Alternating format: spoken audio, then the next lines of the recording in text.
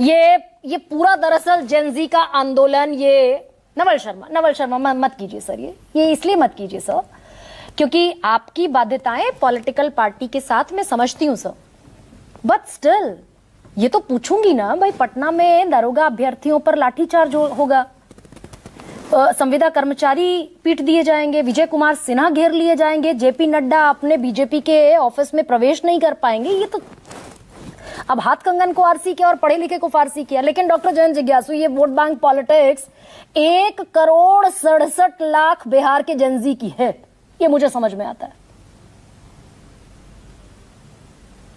देखिए, मेरा ख्याल है कि विनोद जी हैं, मुझे करेक्ट करेंगे। गंगा जमुना एक फिल्म थी, उसमें शकील बदायूनी ने एक गीत लिखा कि दुनिया के रंज सहना और मुंह से कुछ न कहना, सच्चाइयों के बल पे आगे को बढ़ते रहना, रख दोगे एक दिन तुम संसार को बदल के, इंसाफ की डगर पे बच्चों दिखाओ चल के, यह देश है तुम्हारा, नेता तुम ही हो कल के।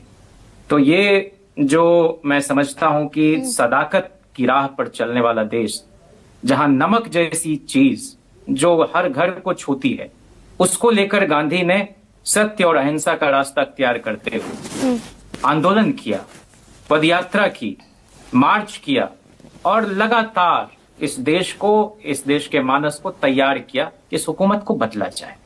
मैं इस बात को लेकर सहमत नहीं हूं कि हमारे पड़ोस के मुल्क में जो कुछ हो उससे हमारा लेना देना नहीं। नेपाली राणाशाही के खिलाफ या फिर गोवा में पुर्तगाली शासन के खिलाफ आजादी के बाद भी डॉक्टर लोहिया ने जंग और जिहाद किया और लोकतंत्र को मजबूत करने का काम किया। 74 के आंदोलन के समय में लोकनायक जयप्रकाश नारायण ने इस शर्त पर ही नेतृत्व करना छात्र आंदोलन का स्वीकार किया था कि हमला चाहे जैसा होगा, हाथ हमारा नहीं उठेगा। गुजरात के छात्रावास में मेस में समोसे की कीमत में मामूली बढ़ोतरी के खिलाफ लोग उद्वेलित हो गए। और अभी बिहार की जो आप बात कर रही हैं, बिहार ही क्या पूरे देश में जो बेरोजगारी का आलम है, हमको अदम गोंडवी याद आते हैं कि जो बदल सकती थी इस दुनिया के मौसम का मिजाज, उस युवा पीढ़ी के चेहरे की हताशा देखिए।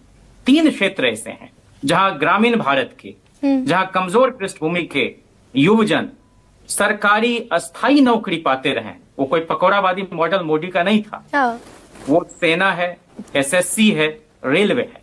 रेलवे का तो ऐसा बंटाधार किया कि यूनियन बजट में रेल बजट को मर्ज कर दिया इन लोगों ने। जैन, छोटा सा समअप कर दीजिए, समय आज कम है, छोटा सा समअप कर बस मैं इतना कहना चाहता हूं कि हम लोगों के नेता तेजस्वी जी ने बेरोजगारी हटाओ यात्रा शुरू की थी 2020 में। हाँ, मतलब इसमें आंकड़ा वो जो 1,67,00,000 दिख रहा है कि पिछली बार एनडीए की सरकार बन गई थी इतने वोट से, अगर ये उद्वेलित हो जाए।